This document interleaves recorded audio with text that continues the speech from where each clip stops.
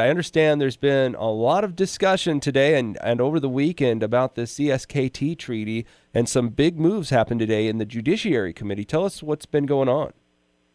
Well, thank you, John. We had a 10.5 hour hearing in House Judiciary on Saturday, about 7 hours of testimony from proponents and opponents, and then some questioning by the committee members. So this matter has been heard extensively. We've heard the same stories from the proponents that this compact is going to be good for irrigators in the Flathead. It's going to reduce lawsuits. It's going to protect irrigators east of the divide. All of that is false.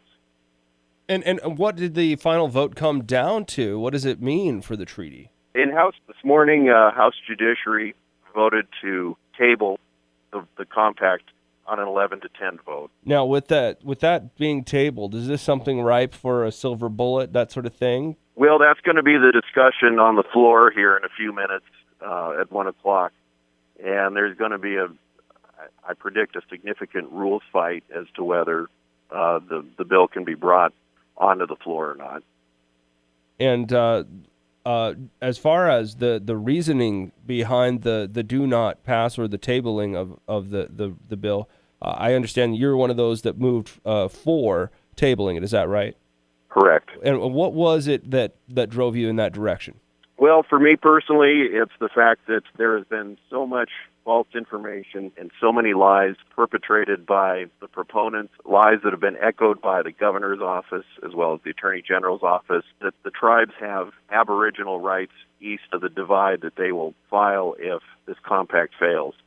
The fact of the matter is the tribes have no viable legal claims east of the continental divide. But that lie has been spread to put pressure on farmers and irrigators, to in turn put pressure on legislators like myself who are east of the divide to vote for this compact.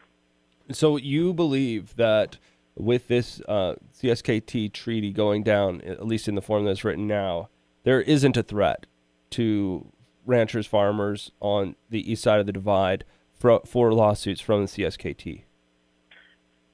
There isn't a viable legal threat. There's always the threat of a frivolous nuisance lawsuit that can be made with regard to water claims east of the divide, but that's all that they are. Frivolous nuisance suits designed to threaten farmers and ranchers east of the divide to in turn pressure us out of fear to vote for the compact, a compact that would be catastrophic for Montana. Can you explain that part to us? What do you see as catastrophic about the CSKT treaty? What's dangerous about it? It's going to result in irrigators on the reservation who have been there for, their families have been there for almost 100 years.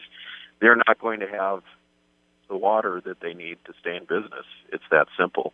And the other problem that we're going to see is that other tribes are going to watching what's going on, and they may start demanding additional water rights as well. This is going to open up problems throughout the state.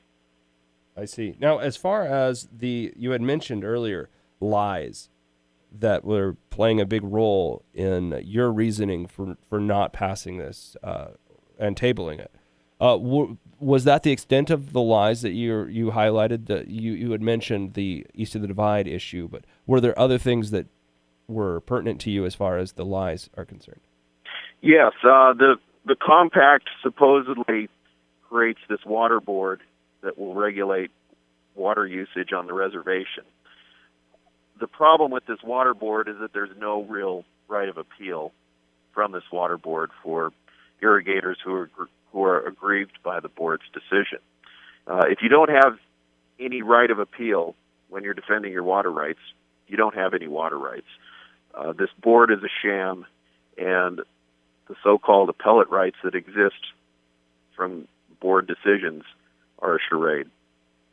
Matthew Monforton, thank you so much for your time. What's next? Obviously, this discussion over rules, but I mean, what are the planning? Let's just assume a scenario where the rules go in favor of a silver bullet and it goes to the floor. What do you think happens next?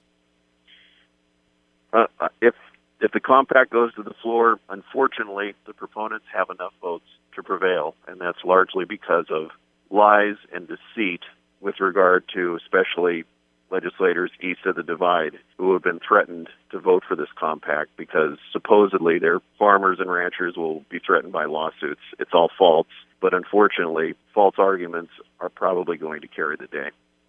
When do you think we'll know? Probably in the next 2 to 3 days. All right. Matthew, thank you so much for your time, sir. Thank you, John. Take care. Bye-bye. See ya.